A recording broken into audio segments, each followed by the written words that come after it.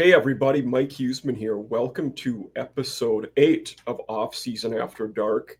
We have a fantastic episode to look forward to here. We have Kai Millette, who is a Kennesaw State focused guy. You can find him at the Owl Chat podcast. But this is our first episode looking at CUSA, which I think to most of you would be the conference you know the least about.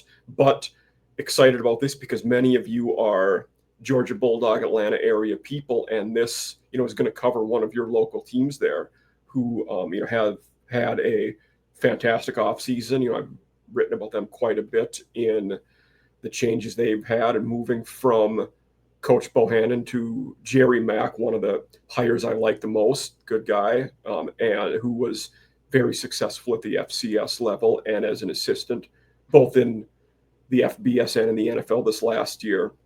So, Kai, glad to have you here. Tell us a little bit about yourself, where the people can find you, what your focus is, and what you're passionate about. Yeah, thank you so much for having me on, Mike. My name is Kai Millette. I am the sports editor for the Sentinel, which is the student newspaper at Kennesaw State.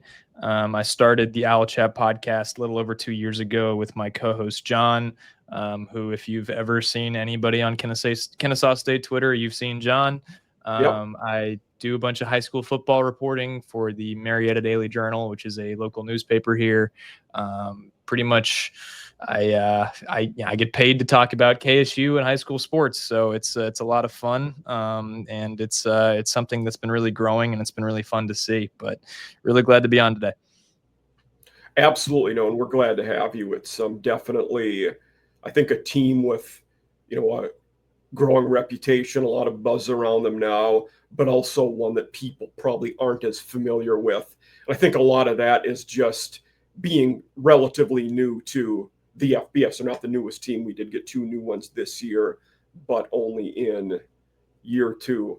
So talk to me a little bit about, the off season for the Owls. I was a little surprised come end of last year that they were going in a different direction coach-wise. Obviously Brian Bohannon wasn't doing great last year, but he had done well at the FCS level, and it felt to me a little bit like they weren't giving him a chance to succeed. I mean, in year 1 at the FBS, how much are you expecting? So, from the beginning of that, at KSU, was that a surprise, or did people expect it? Did people want it? Was it popular? Ooh, that's a complicated situation. Absolutely, yeah. Yeah, no, that was a whole debacle last year, and got us a lot of attention that the school probably didn't want. Not because it happened. I would say the fan base was pretty split, half and half on wanting Bohannon to stick around and wanting him out. I don't think the move was that unreasonable. I think the way they went about it was really poor. Look, Brian Bohannon's a triple option coach. That offense, what was left of it was essentially killed by new rules with cut blocking and all that. So absolutely, he had to find a way. It's funny. One of my buddies who's a usual listener, we've talked about this multiple times with how well Army and Navy adapted to that and how quickly they did it. Yeah, it was really impressive. And that was one of the things that we would bring up with Bohannon is like, okay, well, these schools have adapted really well, the service academies, and, we haven't been able to do that. But I mean, so like I think there were good reasons for the school to go a different direction. It's like, look, okay, what people neglected in the press was how the program had been tailing a little bit in the final years of FCS. Like, that's true. When the program started, you had one so-so year where they won like 6 or 7 games. And then for the next like 7 or 8 years, I mean, it's like they couldn't lose. It was 10-win season after 9-win season after 11-win season. I mean, they were just running through the Big South. They moved to what was briefly the ASUN football conference. It went like 6-6 or 6-5. That was my freshman year. Missed the playoffs for the first time in several years. And then, the transition year in FCS, only played 9 games that year. Yeah. Well, yeah. So it went 3-6, and all 3 wins were against non-Division I schools. I did not know that. That's good context to know there. Yeah. Yeah. I mean, 2 of them weren't even NCAA schools. I mean, it was. Was it NAIA teams? Not even. It was 2 Bishop Sycamore-esque programs. Lincoln University in California and Virginia Lynchburg. These 2 schools that have no real affiliation, and sort of just are schedule fillers for like the middle FCS programs, and just kind of like an emergency schedule filler for teams that are in situations like we were in that year where we just couldn't get games on the schedule. So, that season was no fun. So, it wasn't like an immediate, this program's been winning constantly, and then they make the jump to FBS and they struggle and they're going to fire their coach. Like it was a couple of years coming, and, that's good to know. Yeah. And with the death of the triple option, in a sense, Bohannon had to find a way to reinvent himself. The program was not spending any money. I mean, the last year we promoted Chandler Burks, who went from the starting quarterback 5 years prior to the, to like a graduate assistant, to the quarterback's coach, to the offensive coordinator, like all within 4 years. So it's just like we couldn't afford anybody else. So we're just going to kind of throw what we can together. The NIL budget was nothing. It came out. I imagine that. Yeah. It came out to be like literally $10,000 or something like that. So, I mean, Bohannon in a way was set up to fail, but also felt like it was time to move on. And then where the department messed up is they announced that Bohannon had stepped down when they had actually fired him. Yes. Bohannon comes back on Twitter, says, "Hey, I didn't step down." The athletic department got all types of crap for it. It was just a mess. It was really ugly. And I had a front row seat to all that. Yeah. And if you're the AD in the school in that case, I'm okay. If you fire him, okay, be transparent about it. Tell the public exactly what happened. Don't miss. And using the right words in that situation is important.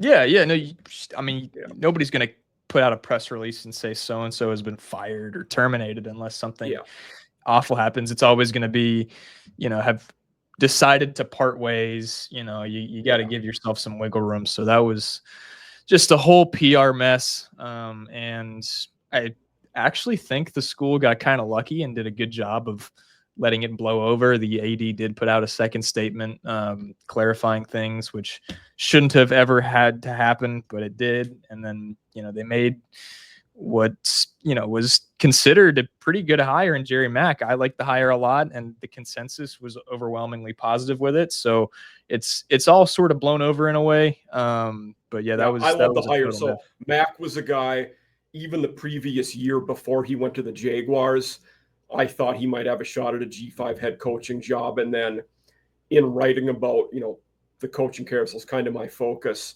There were a few jobs where it looked like he could be a candidate. FIU was a job I thought he might have a shot at.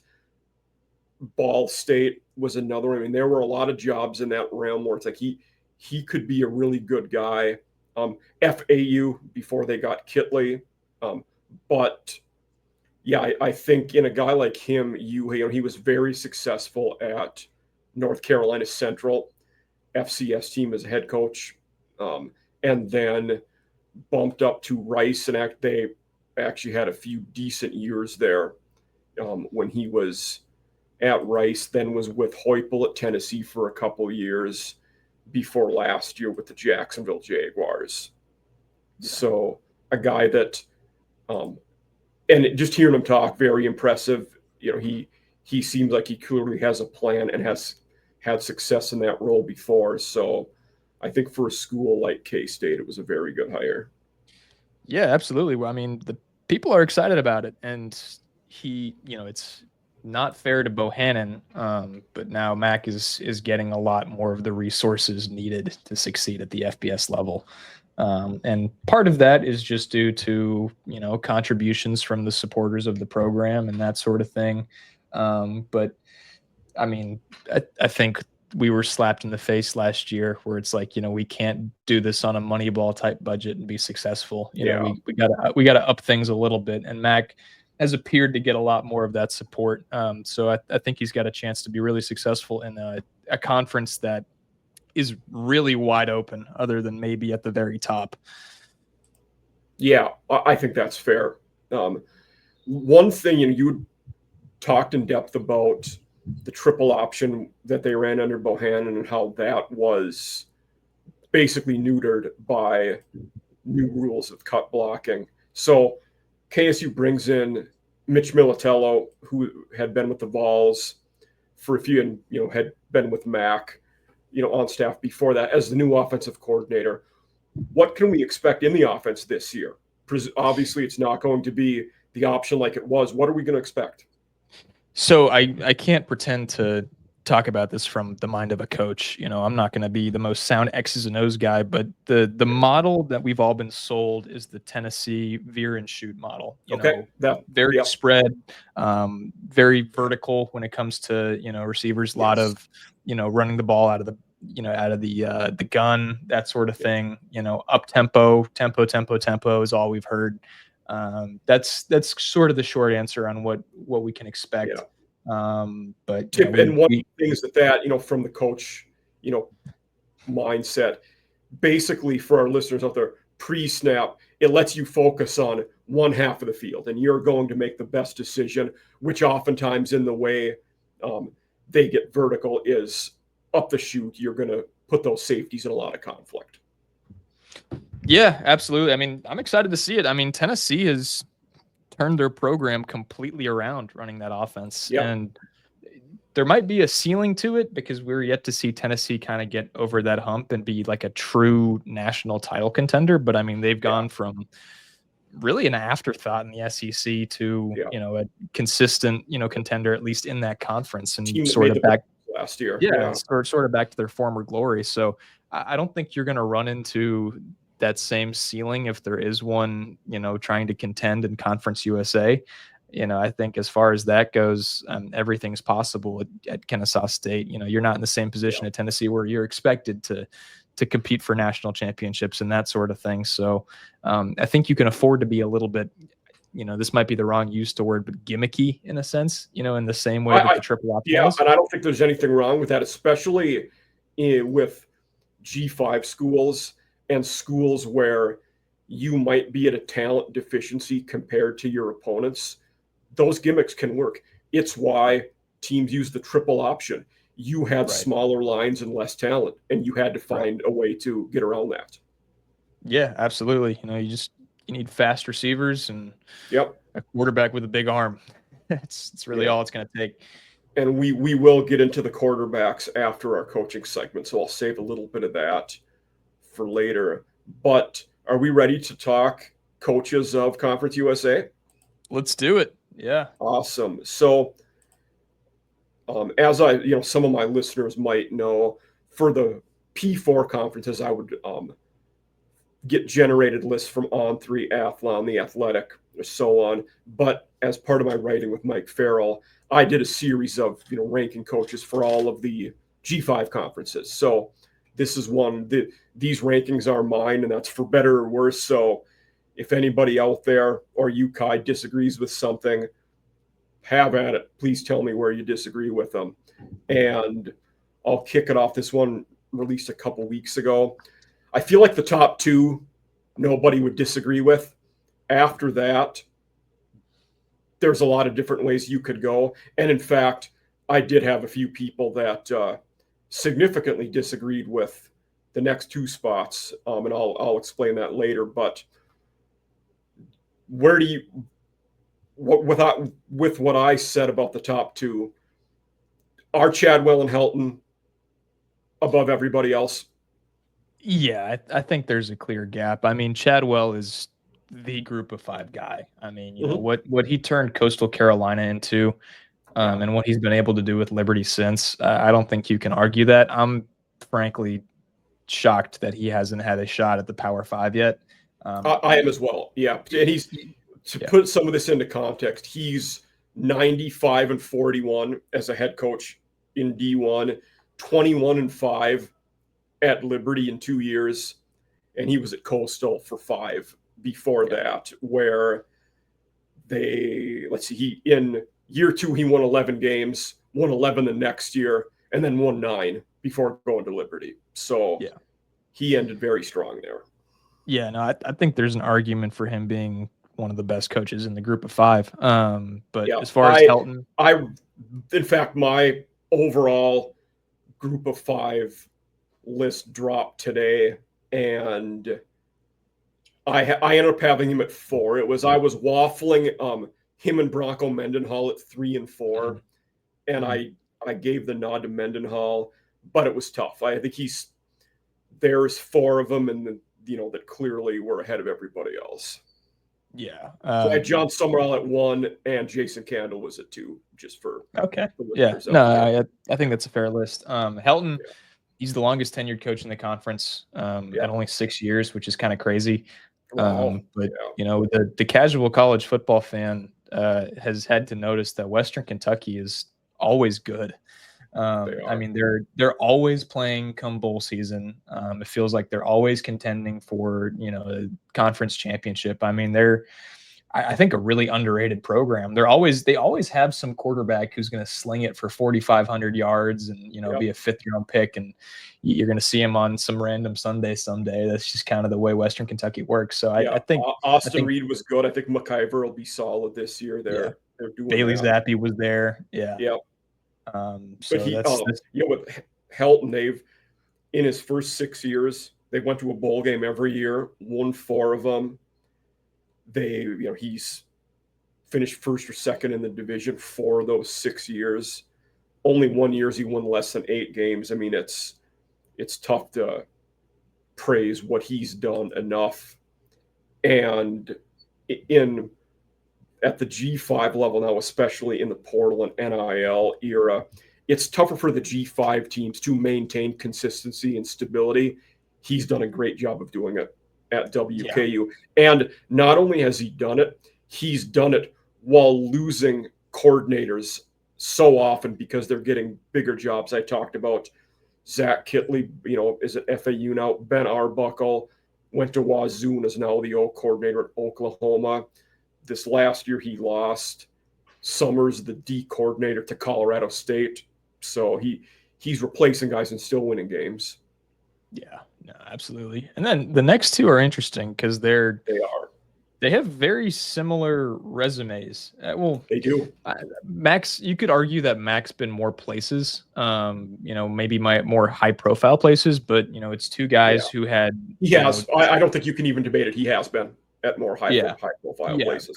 But Simmons and Mac have both had a lot of success at the HBCU FCS level. Yeah. Simmons more so than Mac, actually. He's won a Celebration Bowl. I think his overall record's a little bit better. So that's why I gave Simmons the nod to their Mac's overall record is 31-15. Simmons is 66-24. So over double the wins and only 6 more losses. Yeah, sorry, I can see that. 9 more losses. Yeah, and it's weird to see 2 first-year head coaches in the number 3 and number 4 spot, just because they're yet to prove it at the FBS level. Yeah. But you look at the rest of the list, and to be honest, it's a lot of nothing so far. And that was one of the discussions I had with this list. We have new guys. And then we have guys that have been around and experienced, but the experienced guys aren't winning games at this level. I mean, Tony Sanchez, quite frankly, I might rank him as the last or, the worst FBS head coach. He was awful at UNLV and was awful last year at New Mexico State. We don't and to go along with Simmons and Mac, with Ryan Carty's won a lot of games at Delaware. They've all been at the FCS level. Ryan Beard at Missouri State. Okay, tough to rank him. He's been coached for a few years, but we don't know at this level. Sonny Cumbie I actually think he's okay, and that, Tech is going to win games this year, but he's 11-26 as a head coach at Tech. It's not a good record. No. Phil Longo was briefly a head coach 20 years ago at a school that doesn't even play football anymore. And as good as an O coordinator as he was, he failed last year and got fired midseason at Wisconsin. Yeah. A lot going on to these guys. Yeah. There's a lot of guys on this list whose fan bases want them out as soon as possible. Cumbie especially. I know the Tech fans really want Cumbie out, and he kind of rallied at the end of last year, and they made a bowl game on a technicality, and that might have saved his job. They made a bowl game because Marshall opted out. Yeah. Exactly. Yeah. So they ended up 5-8, which is a record you don't see very often. Cardi at Delaware, same kind of boat as Simmons and Mack, honestly. Won a lot at the FCS level. Now it's prove it time. I think I would put Scotty Walden up a little bit higher, because it's he's also sort of the same deal. He had a lot of success at the FCS level, comes in first year last year to what was a mess at UTEP, brings in a lot of his guys. They lose the first 6 games of the year. Back half of the season, they kind of turned it around, and they were 3-3 their last 6. So I think Walden's got a chance to make UTEP a pretty solid program, especially with some of the pieces he's got coming in this year.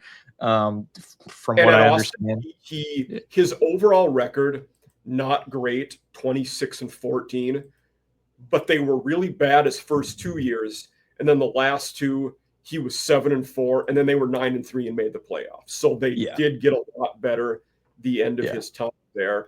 He's also been one of those guys who, from a young age, has had a lot of buzz around him. I mean, he's on, if we're counting in 2020, the COVID year, he was the interim at Southern Miss for the second half of the year and went 1-3. If we count that job, he's 35 and on his 3rd Division I head coaching job. That's very impressive. Yeah, it is. So I think UTEP fans are probably are maybe not happy. I mean, you never want to go 3-9, but I think they're in an okay place right now relative to some of these other struggling programs. They at least have to have promise, I think, moving forward. Yeah, totally. And he was very much on that, not year 0, but it's first year. Give him some time. So I don't. There's a lot of coaches I actually am okay with I think year 0 is okay to say, because it was so different from what Dana Dimmel did there. Yeah. And, there's a lot of coaches on this list that you could argue are on the hot seat, and I don't think Walden's one of them. Longo was a strange hire from what is a pretty good, consistent athletic department. A longtime good Sam Houston football program that went 10-3 last year. I mean, Casey Keeler had been there forever. That loss hurts. So Keeler was number 5 on my G5 head coaches overall list. Yeah, Keeler was a really good coach. The Sam Houston fans I've interacted with on Twitter hated the Longo hire, and I'm not paying attention to that program as closely as I would Kennesaw State. Obviously, I liked it more than most. And when I was a GA, was at Northwestern State, who were in the Southland Conference with Sam Houston, so I paid a little more attention to them.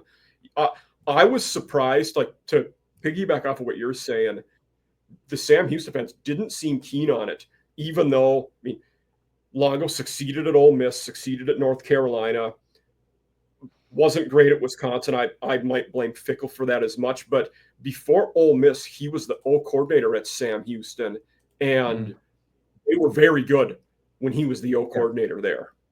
So, it's going to be interesting because they went 10-3 last year. They had they had some of the best defensive numbers, I'll say, in the group of 5. Yeah. Their turnover margin was +12. However, they don't return any starters.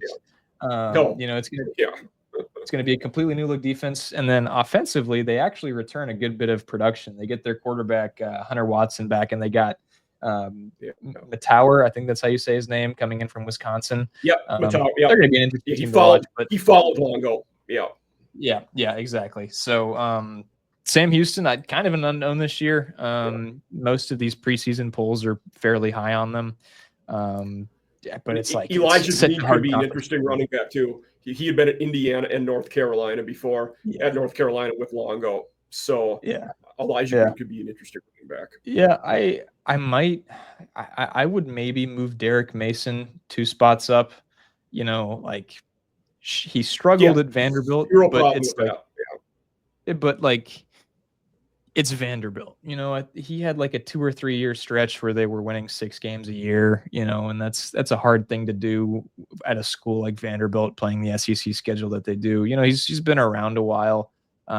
Very well regarded as a defensive coordinator. But last year at MTSU was a major disappointment. I mean, they were Yeah. bad. That was a really rough watch. And So the I would maybe context, keep going. Sorry about that. Yeah. I was just gonna say I would maybe jump Mason above some of these more unproven guys like the Longo and the Ryan Beard at 8 and 9. But yeah. And one thing I will say with some context with the Vandy, they've been poor lately. Everybody knows that. He took over from James Franklin when it's the best they've been in a while. So he had a hand in them getting as bad as they have been recently too. Yeah, that's absolutely true. And I also, though, I will say, when Middle hired him, I like that hire a lot. In the G5, now I'm okay with the model of hiring a veteran with experience. I think in building that stability, like we talked about, it can help. But yeah, they were not good last year in a conference, even though it was year one. We expected them to be better. I mean, they were preseason picked to finish third or fourth last year in his first year. And I think they started off 1-6, 1-5, something like that. Yeah, they were bad. Yeah. Yeah. What I also liked about the hire was he's going back to the Nashville area.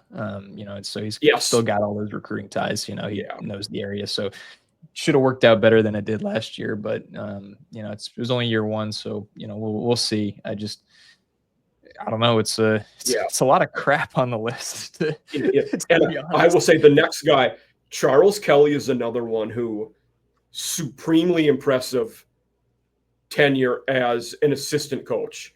He has been all kinds of play. Georgia Tech, Florida State, won a national championship at Florida State. Tennessee, Bama won a national championship. Colorado, Auburn. But he's never been a head coach at any level. So it's with him, we just don't know.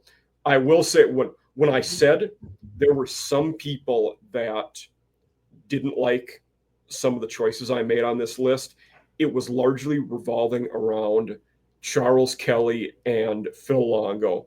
And their thought process was, I overrated Simmons and Mack, two guys that have done it at the FCS level, at the expense of Longo and Kelly, who are very experienced at the FBS level, just not experienced as head coach. Now, I stand by the ratings I had, but that's what they valued, coordinating experience at the P4 level over FCS head coaching experience. That's why they thought Kelly and Longo should have been higher. Yeah, no, I can see that. Kelly's the biggest unknown to me, like you said. I mean, never been a head coach before, and Longo barely counts as having been a head coach before. Yeah, but I guess I will say for Kelly, he's taking over a pretty good situation. They lost a lot, but they were really good last year. Yeah, and it's a program that did the FCS to FBS transition excellently. That was a 10-year process from what I've heard. I mean, they decided as a department that, hey, we're going to make this jump eventually, and we're going to spend the next decade or 7 or 8 years, working towards setting this up to succeed the right way. And it worked great. They've got a big fan base out there in Jacksonville. A lot of buy-in from the administration. They really want to succeed. So I wouldn't be surprised if he picks things right up and they continue to succeed. It might be, a year buffer period. Maybe see him go 5-7, 6-6 this year or something like that. But if Jacksonville State, operates how they've been operating for the last 20 years of just doing nothing but winning, basically, I think they'll be just fine. But my question to that would be, since they've been winning so much and won with Rich Rod, if he doesn't win, I don't know how much patience they'll have with him. He could be a guy that doesn't get a long leash there. Certainly it'll be a couple of years, but it might not be as long as we would see with what we've gotten with Sonny Cumbie, or you may get from other G5 schools. Right. Yeah. But it's hard to disagree with the ranking because you just kind of got to put him somewhere. And I think it's funny that you still put him ahead of Tony Sanchez. Tony Sanchez being last is the hill I will die on in these conference rankings. Yeah. They were awful last year at everything. They were terrible.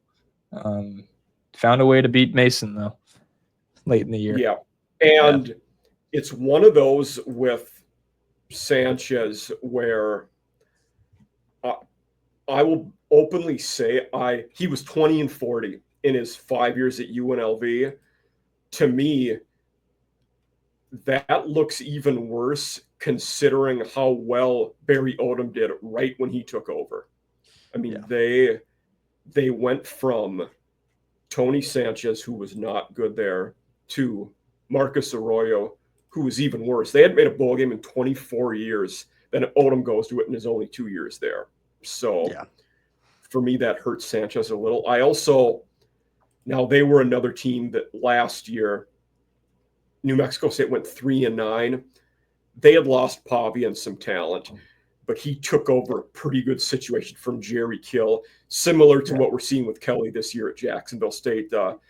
And I thought they should have won more than 3 games. He took over the best situation New Mexico State's ever had. I mean, they have a fun transfer at quarterback in Logan Fife that we'll talk about in a bit. Yep, we sure will. Did some good things at Montana, so we'll see if they turn it around at all this year. It's just a lot of unknowns. Yeah. So we always kind of have 2 coaching topics or predictions for you. So which coach in this conference is on the hottest seat? I think I know your answer, but I want you to tell me. I think it's Cumbie.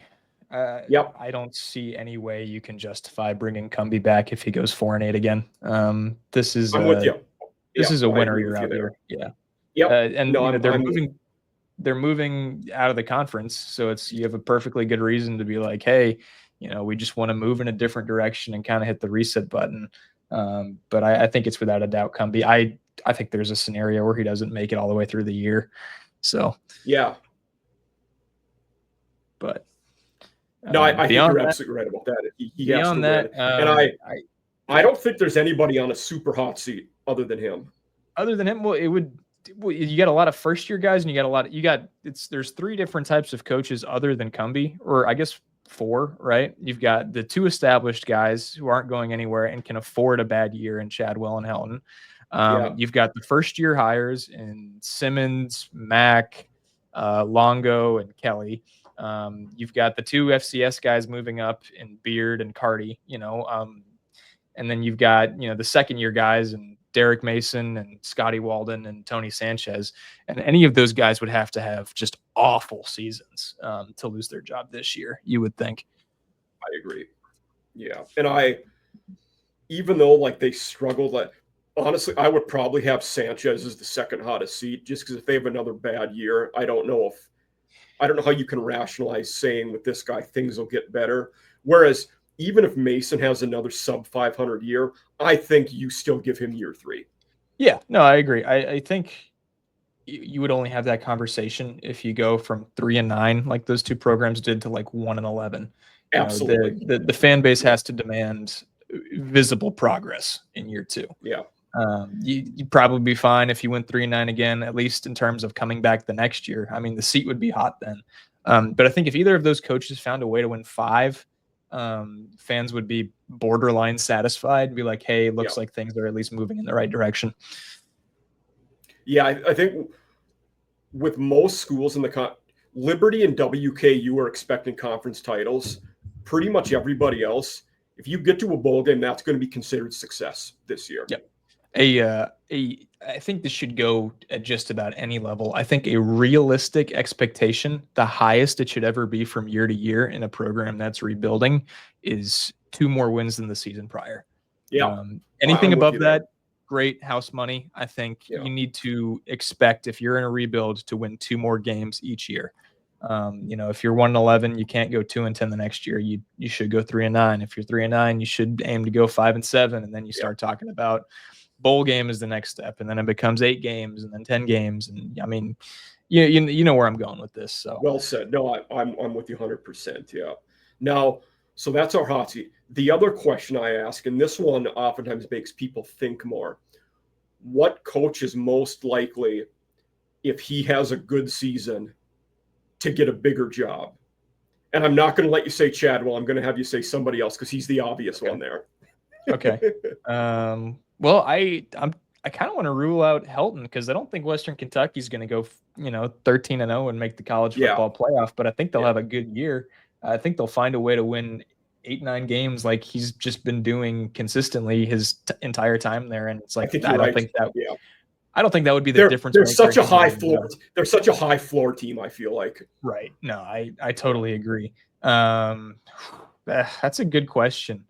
I would have to be really what the question is who is the most likely to make a huge jump? Yeah. I mean, it's going to be hard if Cardi or Beard go out and win 9 games this year. Like, good luck keeping them in house. I just don't think that's realistic. I don't think so either. Yeah, that would be an unbelievable coaching job, and you'd probably lose them. I just don't think that's going to happen. The nuance there, I will say, sorry to cut, but the one also nuance with those two is that Cardi is a Delaware alumni. That can sometimes make it tougher to pull them away. For sure. Beard is actually a WKU alumni of all places. So, yeah. Sure. And then it's like Walden could have a big year, but I still think that the bigger schools are going to want more out of him. They have to. Yeah. Was that? Yeah. I was going to say, I'm with you. I think with Walden, they'd want him to have 2 good years, not just one. Right. Yeah. Simmons and Mack are sort of in the same boat that Cardi and Beard are. I just don't think it's realistic that FIU or Kennesaw State wins any more than I think a dream year for either of those programs would be 6-6, 7-5. Agreed. And that's going to make the fan bases very happy, as it should. Yeah. But that's not enough to warrant, a promotion. No, and I think for the guys like Simmons, Mack, Walden, in 2-3 years, we could have this conversation. Right now, the only logical move like that would be something like Tim Albin did last year or John Summerall before, where you're moving to a better G5 job, but probably not a P4 job just yet. Yeah. So I'm actually going to say Helton now that I'm thinking about it. I don't think it'll happen, but I think there's a scenario in which Western Kentucky has another good year. Let's say, and it could be a number of programs. A program like Duke, Manny Diaz wins 9 games again at Duke, and he gets a bigger job. Yeah. Duke is left scrambling, and they make sort of a, we're going to go get the consistent group of 5 coach guy. I think that's a possibility. I have no reason to speculate or believe that. That's just the scenario that seems like most likely is okay, this Helton guy's been pretty good at the group of 5. Let's take a program at the Power 5 level who doesn't spend a lot of money, go out and make this budget hire. I also like that you picked Duke, where Simmons was an assistant last year. Yeah. That connection there also. Yeah. So, I would throw Simmons into that if he, was in year 2 or 3 at FIU and they were winning 6 or 7 games a year. One I would wonder about, and this would, you talked about like Manny Diaz, if, talking about a guy that's been all over the country and coached at a lot of places, Charles Kelly. Now, Jacksonville State, they return a lot. We've talked about they're still probably going to be all right. Say if Colorado or Georgia Tech lose their head coach to a bigger school and Kelly has a good year, is he a guy they look at it, oh, this guy was an assistant forever and was really good 1 year as a head coach, he's a safe hire? I don't know, but some people might have that thought. I think it's more likely he has a good year at Jacksonville State, and if he leaves, it'll be to take a big-time coordinator job. Could be. That's something that we see. I also wonder with him, maybe he doesn't want to do that. For him, it could be a been there, done that. I've been a coordinator at the elite programs. I want to be a boss now. And maybe that's why he took that job at a smaller school and left. Sure. But money talks. Maybe absolutely. Yeah. Clemson throws a bunch at him if they have an opening or something. It's. But now that I'm thinking about it, I would imagine most of these coaches will be returning the following year. I think you're right. Yeah. I think you're Chadwell. Who knows? Chadwell honestly has a little bit of pressure after Liberty was somewhat disappointing last year. They were. So he's got to be thinking about getting them back to what they were rather than the next step up for him. So yeah, it's interesting, like the context there of how good Liberty was in Chadwell's first year. They were 13-1. Last year they were 8-4, and we still view that as a disappointment largely. Like that's the standard we have for him in that program at this point. Yeah, absolutely. It's really high at Liberty, and it should be. I mean, they've got 3 times the money that any of these schools do. So, No, that's a great take. So I think for me, like you said, Helton there. God, if we're not saying Chadwell, it's tough to disagree with that. I think I'd have to, again, agree with you there because most of these guys, for a bigger job, we would want him to have 2 good years in a row. He's the only guy that's done that to this point. Right. So, yeah. Do you have any other parting shots about the coaches, or should we move on to the QBs? Let's move on. Yeah, it's I hate to say it as somebody who wants to be an ambassador of the conference, but it's sort of a miscellaneous bag here. It's somewhat of the island. You are. I mean, it is. We are. And to talk about your miscellaneous bag concept, I got this list from The Athletic. The number in parentheses after their name is where they rank them overall in the FBS. Whew. So that's 136 total. We have 4 of these guys in the bottom 10. That's not good. And the one guy we have in the top half has never played in the FBS before in Maverick McIver. And I feel like them placing McIver there, it's not him, it's the system that is getting him that high. Absolutely. I completely Anybody agree. who's Western Kentucky's QB was going to get that ranking. Yep. Maybe rightly so if we're talking about stats and numbers. But quick question for you. Can I swear? Yep. You can. Yes. Okay. Just wanted to make sure. I'll let you in on a little secret here. Okay. Vadiato sucks. Okay. He's a shit quarterback. He put up like relatively decent numbers, so I guess he gets the spot by default. I've watched that guy play. Played a lot of ball. We've seen him and Jenkins play a lot, and I'm not impressed with either of them. Yeah. I was more impressed with Jenkins. At least Jenkins. I don't disagree with true dual threat. Yeah, I think, and Jenkins was. Well, Jenkins also had a shockingly good receiving core on an FIU team that won 3 games last year. Yeah, like one of their guys is going to be the best receiver. Rivers is a stud. How did he end up there for so long? Yeah. Right. Yeah. They had another guy who's also a Tech now. Trying to remember his name. I really should. I'm halfway a Tech fan too. I grew up a Tech fan. But yeah, I think McIver's blanking after Eric Rivers, who what's it? Dean Patterson. Dean Patterson. Yes, that's what it is. Isn't he really tall? Is that the one I'm thinking of? I think so. I think he might be like 6'3". Yeah. Okay. I think I was thinking of some guy who was like 6'5" or something. Yeah. So yeah, I'm with you on the McIver thing. Makes a lot of sense. I think Vadiato sucks. Just watch him play. If anybody who's listening, if you want to torture yourself for about 3.5 hours, the full replay of the Kennesaw State Middle Tennessee State game is on YouTube. It's the worst college football game I've ever seen. And after watching that game, I cannot say with any confidence that Vadiato is good.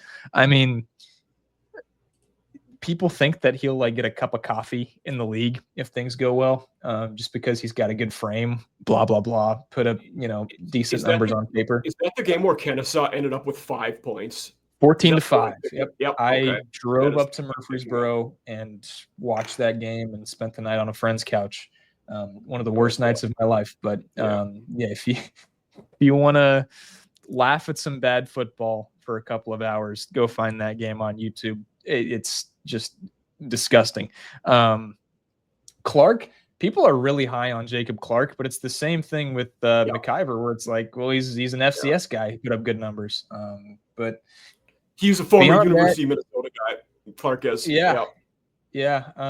Vasco was at Coastal, and he wasn't very good. No, he was not very good. Hunter Watson's not very good. I think Bullock has some decent upside. I just don't know if he has any of the pieces. So 2 guys in this list on the right side. Bullock, I might have had Bullock number 4 on this list. And then I'm not saying Wimsatt is great. I wouldn't have had him last, though. I will say that.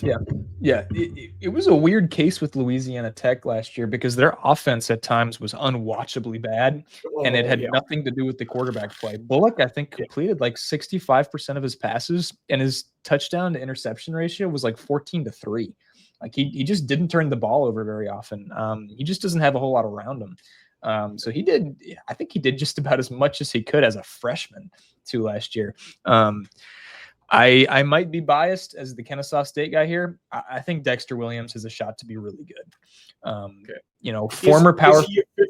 One thing I wanted to ask you for the audience here, is he a fit for the offense we talked about for the veer and shoot? Absolutely. Big frame, not necessarily. He's not. It's a sad thing that certain characteristics make college football fans that think a quarterback is a true dual threat, if you know what I mean. Dexter Williams is not a true dual threat quarterback, but he's got that escapability that you just need in this era of college football. He can get outside the pocket and go get that 7 to 8 yards if you really need it. He's not going to be rushing for 800 yards this year. He was originally an Indiana guy. Terry Allen did not recruit dual threat guys. Michael Penix was not a dual threat guy at all. Right. And Michael, he's sort of like a poor man's Michael Penix. When you think, big body guy, big arm, just doesn't move around a ton in the pocket, just stands in there, makes throws. Look, he was at Indiana. He actually had, I think he was like 13 of 38, which is not good, but he had moments. I think he won them a game as a starter at Indiana. At Georgia Southern, this is not confirmed. Yes, he was 1-1 in 2022 at Indiana. That is correct. And it's like, so this is a guy who was good enough to start games at the Power 5 level, in the Big Ten. So that says something. He goes to Georgia Southern, and this is not some confirmed inside scoop I have, but I've got my people at Georgia Southern. And it seemed like there might have just been some politics there with who was going to be the starting quarterback. And Southern was good anyway, so it worked out. The guy he was behind, I forget his name, was a pretty good quarterback. JC French, who was good. French ended up being that guy. He will be back again there this year. Yeah. French threw for 2,800 yards. Did throw 17 touchdowns, 11 picks, so they turned it over. But if you look in that offense, they turned it over more too. So But Dexter Williams got his really one shot at Southern in the Marshall game, which I'm sure you watched. Comes in, throws a couple of really pretty balls, couple touchdowns, and leads them to a win. So there's not a ton of resume to go off of, but I'm at the KSU spring game back in April or whenever it was. First play, is a 60-yard bomb up the seam to Gabe Benyard. And that might not sound like anything crazy, but when you've been watching Kennesaw State's quarterback play for the last 10 years, that's literally not something we've ever seen happen. Even switching to the pistol last year, it's like we had maybe one completion through the air, 30 plus yards, something like that. That's not an exact stat. I don't know. It might have been 2 or 3.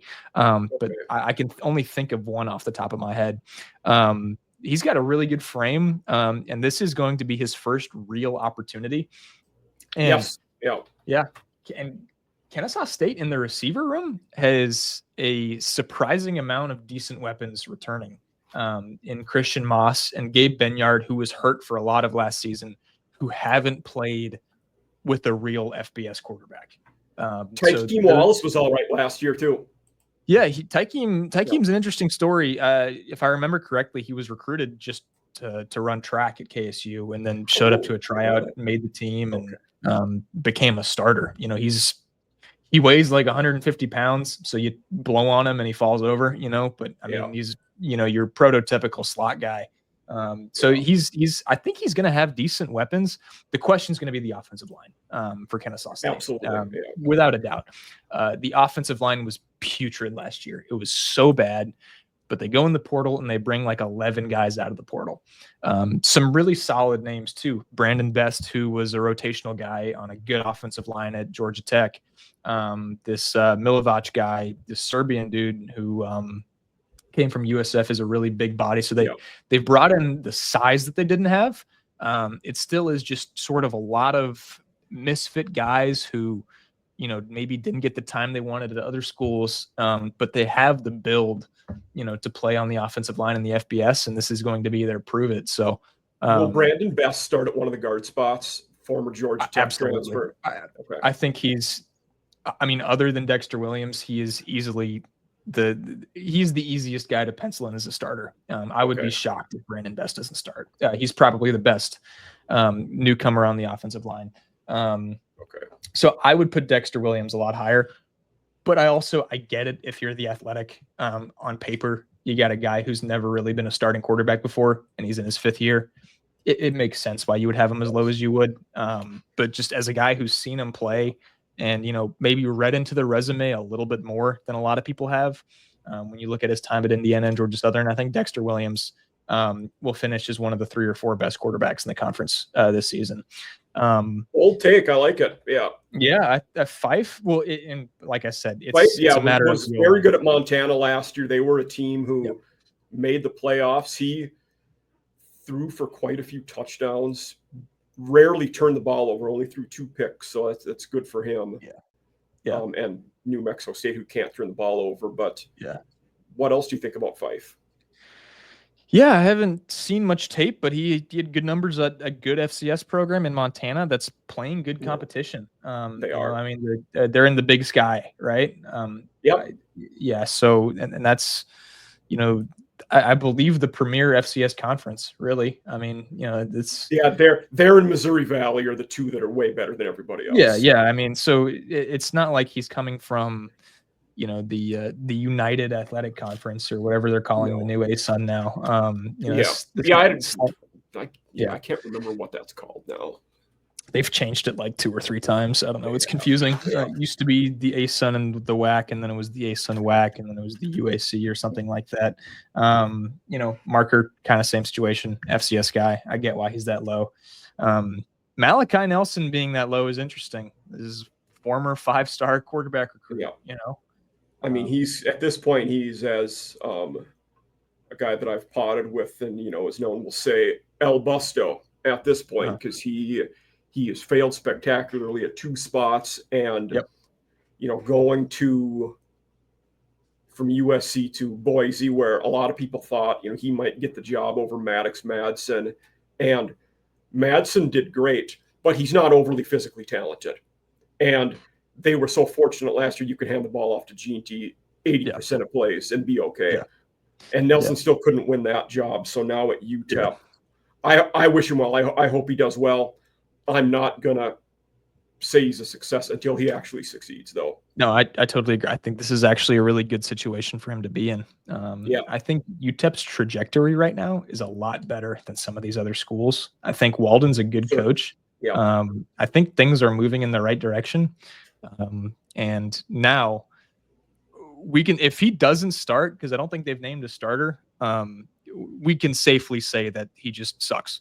We can just be honest about that. But I would expect him to start. I think he is going to get that opportunity.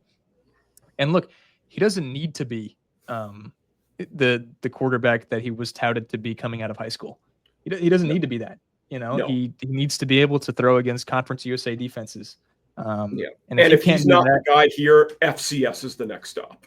Really, if he keeps playing football after that, I mean, he might just be like, maybe I guess it's probably too late for him to go the JUCO route, but it's like, I mean, probably is. We'll see how badly he wants to keep playing football if, things at UTEP don't work out.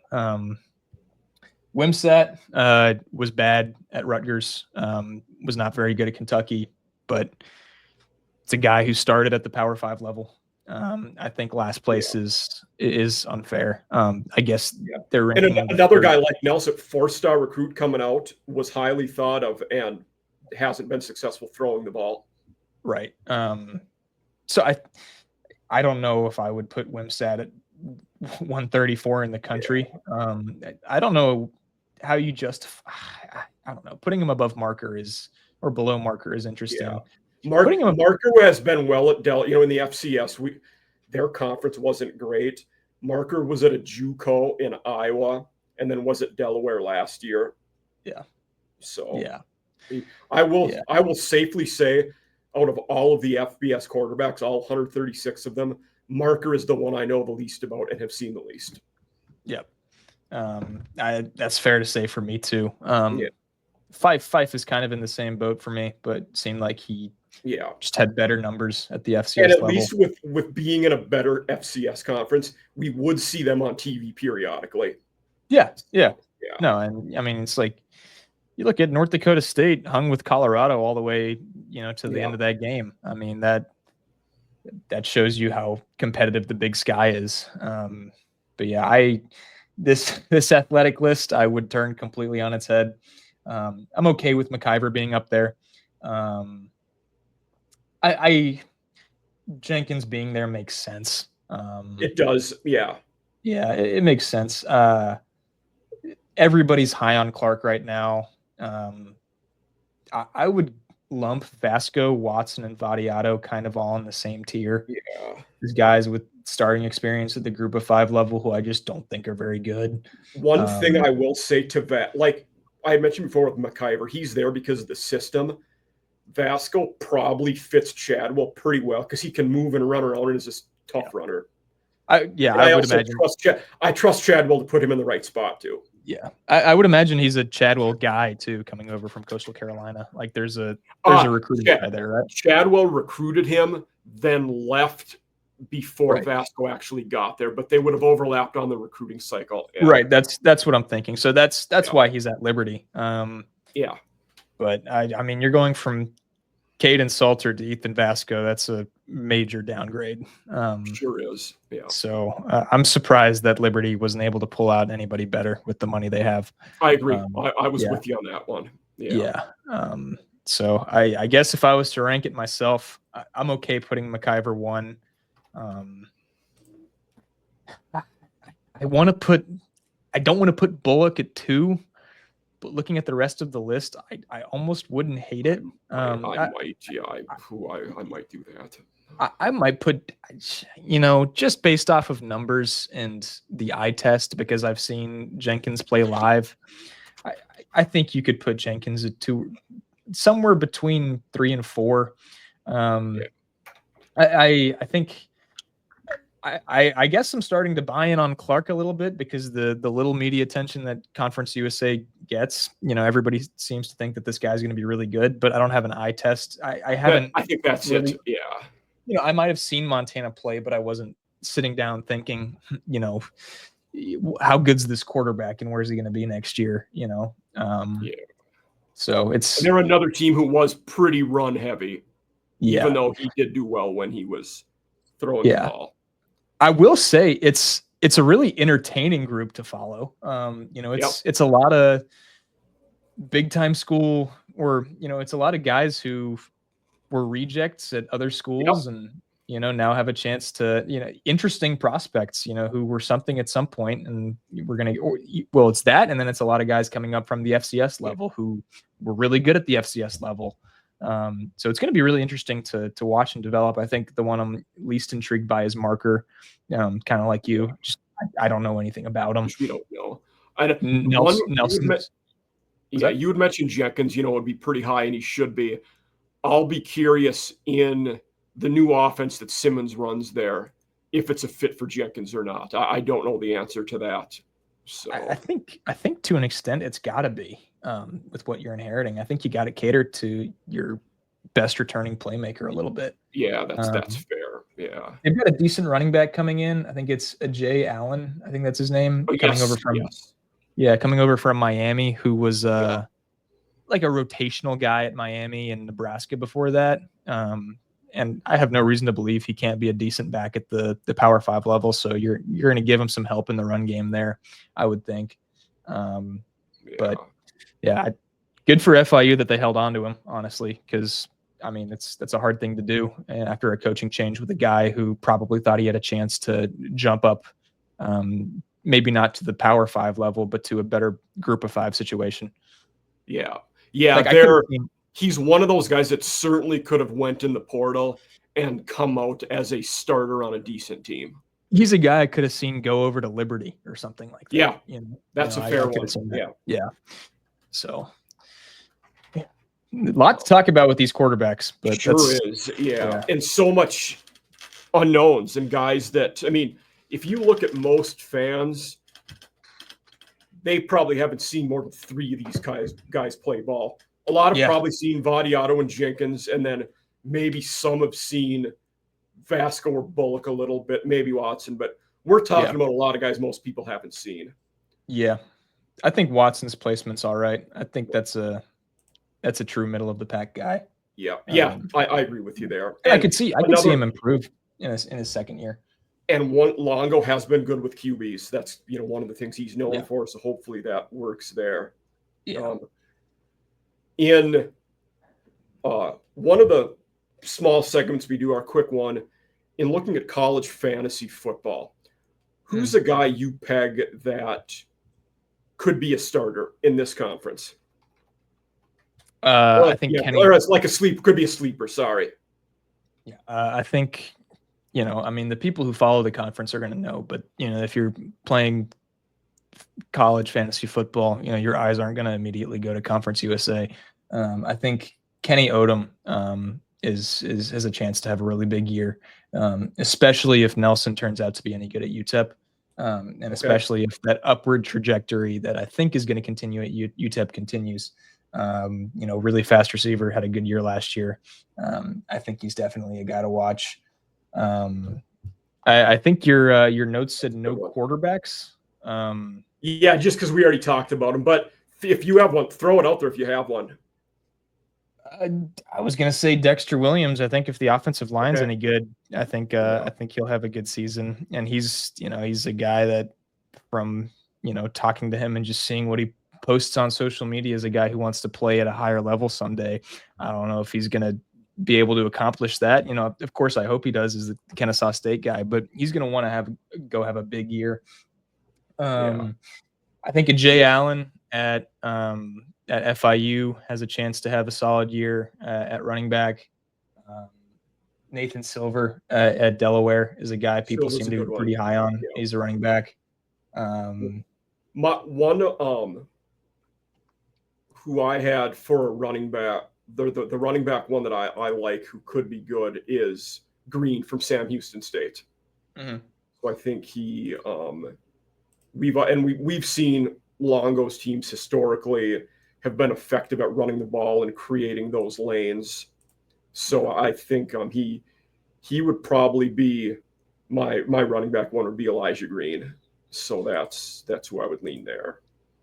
Yeah, I could see that. I could also see Julian Gray at Liberty, who I think is a wide receiver convert, is finally going to get kind of his chance, stepping in for Quentin Cooley. So it's a lot of production to make up, which indicates to me that they think he's capable of making up a portion of that production. So that's who comes to mind. I like it. Yeah, and one, I think this is more of a system one, but Matthew Henry, receiver at Western Kentucky. Some of their receivers are going to put up massive fantasy points. I think he could be one of them who gets a lot of targets just because we know they're going to be effective winging it around. I think that's just a good general rule is receivers at Western Kentucky are going to put up big numbers. Yeah. You're right about that one. Yeah.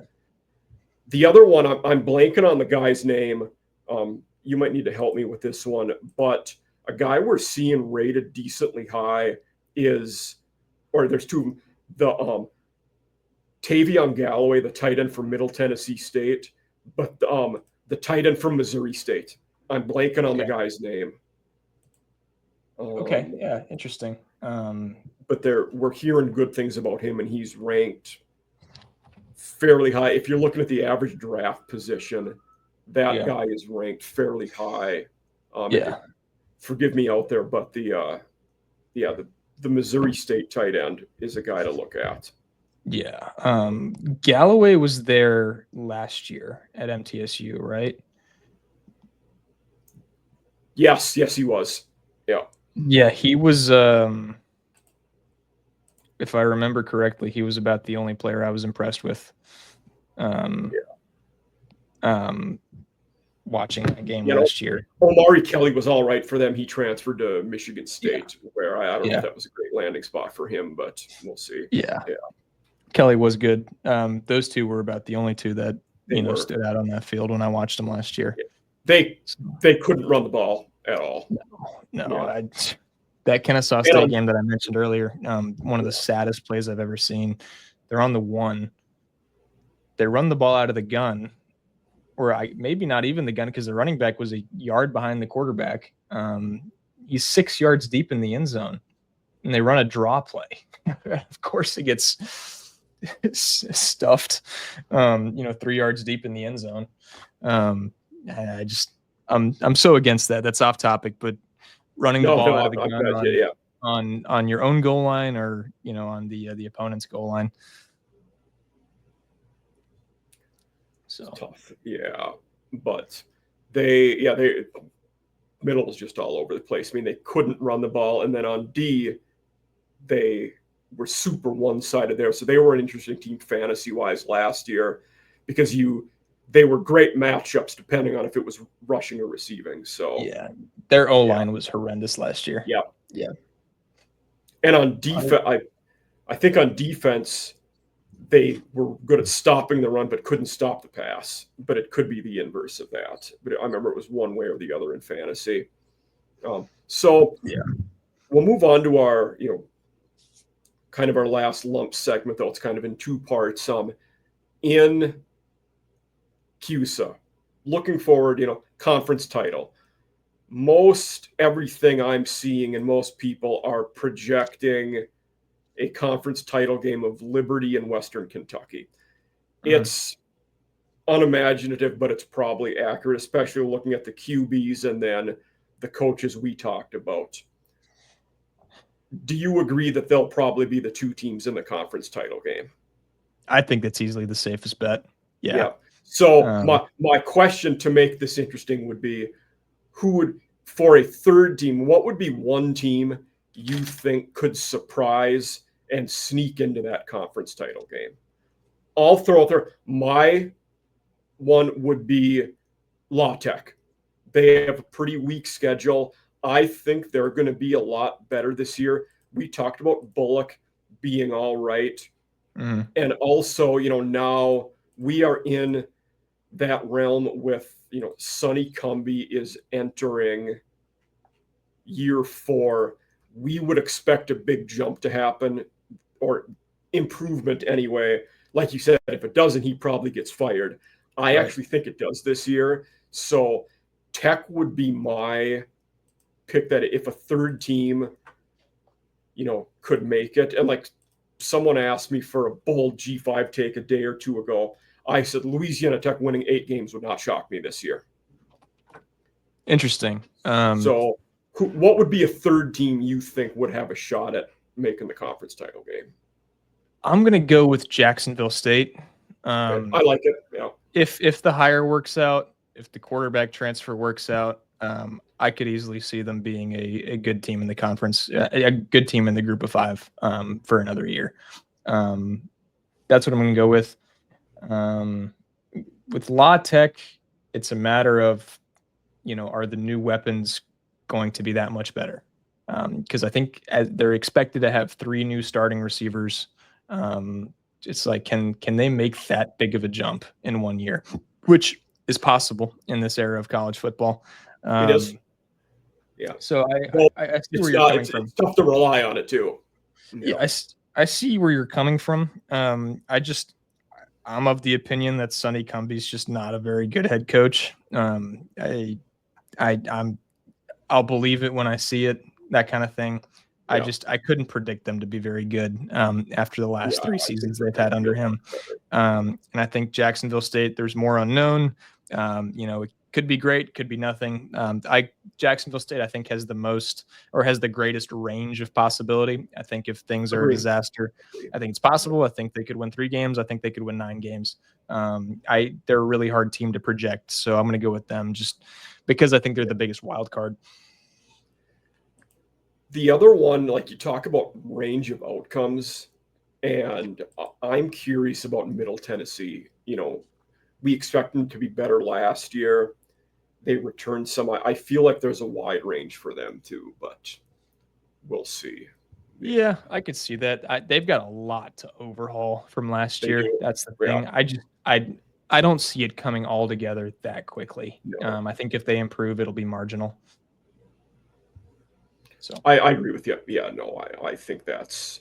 But it's like you bring up year 3 of Mason is probably when we see them be competitive and maybe a bowl game if that happens. I'm sure that's the idea. That's the plan. Yeah. I think maybe there might be some expectation amongst their fans, like, hey, we want to see 6 wins this year with how bad the conference is, and compete for that bowl game. Yeah, I don't know. I don't see them making that jump this quickly. Yeah. And then you brought up you bring up the easy schedule with Louisiana Tech, and the thing is like that's the case for everybody. Some of these teams by sort of default are going to have to end up winning 6+ games, 7+ games, and on paper are going to at least have decent seasons. But like you look at Kennesaw State's schedule, and it's like, okay, you got Missouri State, you got a Louisiana Tech team that hasn't been good for 3 years. You got a Middle Tennessee State team that wasn't good last year. You got New Mexico State, who was bad the year prior. It's like, as bad as KSU was last year, they were 2 possessions away from winning 4 games, which really says something because Kennesaw State was really bad last year. Yeah. And it's like, I think there's a pathway to just about any team to make a bowl game this year. And I think you're right about the schedule. Like everybody's schedule is going to be like that. And what I looked at specifically with Tech when I said that was they don't play Jacksonville State. And then with WKU, Liberty, and Sam Houston, they have them all at home. So you're either not playing the good teams or you're playing them at home. And if you get one of those, that could go a long ways towards bumping you up in the standings. Right. Jacksonville State and Western Kentucky last year were the only 2 teams on the schedule where you looked at it and you're like, okay, we're probably not going to win that one. Like even Liberty was not in that category last year. They lost to Kennesaw State. FIU took them to overtime. It felt like just about anybody had a shot to beat Liberty last year. They also went to overtime with UMass late in the year in a non-con game, and they were great. Yeah. Right. So I think this year it's really just Western Kentucky. You get a little bit of that with Liberty, but it's still like, okay, prove it to us that you're back, back into the form that we've become used to you being in. And so I think the only team you really look at the schedule and think for most of these schools, okay, that might be a rough weekend or Wednesday night because that's how the schedule works is Western Kentucky. I think Liberty's like that to a lesser degree, but like I just said, it's okay. Prove it to us that you're back and you're better than you were last year. And now you've downgraded significantly at quarterback. So you really got to prove it to us. Yeah. Yeah. Vasco is going to say a lot about that team this year and his success really is what, will be driving that. If there was one team who you think has a disappointing year relative to expectations, who do you think that would be? I think it's tough here because nobody has ultra high expectations other than Liberty and Western Kentucky. So it's a Right. tougher one. Exactly. Yeah. I think Sam Houston is the best pick. It's a new coach. So in a sense, you get that year zero kind of thing going on, but he's taking over a program that won 10 games last year. Yeah. And you read into the numbers a little bit closer with Sam Houston. They had a stretch of like 4 or 5 games that they won by like one possession, and a couple of them went to overtime or even double overtime. And it's like that team last year easily could have won 6 games. They could have. They Yeah. they were not very good despite winning 10 games. Yeah. I believe that. So I think the fan base is in a position where it's like, okay, we won 10 games this year. We already don't like this head coach. And if we go out and win 5 games this year, people are going to be pissed off. And I think because they're really not fans of Longo, from what I can tell, I think there's probably a small sick part of them that's rooting for that, with how much they love Casey Keeler, and they just want to be right in that sense. Obviously, they're going to root for their program, but I could see Sam Houston taking a big step back, and it not surprising the people who pay attention to the conference, but it's surprising some of the outsiders who keep an eye on the Group of 5. And it's like Sam Houston won 10 games last year, and they've had relatively really impressive results for how shortly ago they transitioned into the FBS, and people are that was year 2. Yeah, what happened? So. And for me, to talk about that, how much success they had after a quick transition, it would be Sam Houston or Jacksonville State for me to answer that one, just because of the expectations with Jacksonville State winning the conference last year. If Wimsatt doesn't play well and they don't replace some of the guys they lost, I think there is the chance that Jacksonville State has a very disappointing year. So I'll say them for that question. That not that it will happen, but I think the potential is there that things go south for them in year 1 with Charles Kelly. Yeah. No, I see what you're saying. Yeah. So final segment, I always ask the special guest, what's one hot take you have going into this season, whether it be hot or unpopular, under the radar, something the casual fan might not know, something people that don't follow CUSA might not expect. What's something a take you have going into this season that falls under that umbrella? I'm going to go with what I know best, which is Kennesaw State. Okay. I think Kennesaw State wins at least 5 games this year. Okay, I like it. Yeah. I think they got it because it was well documented how bad we were last year. I just because of the schedule and because of the newcomers that I really like, and because of how close they were to actually winning 4 or 5 games last year. Like that was a real possible outcome. I think the marginal changes, if they're any good, might be enough to get them to 5 or 6 wins this year. I like it. Yeah, and my hot one is actually one of them I just basically said, in that not that they get 8 for sure, but I think La Tech gets at least 7, which would be 2 improved over last year. Yeah, I think that's manageable. I think that's manageable growth for them, and that's winning 7 might be what Cumbie needs to keep his job. I don't know if 6-6 does it for him.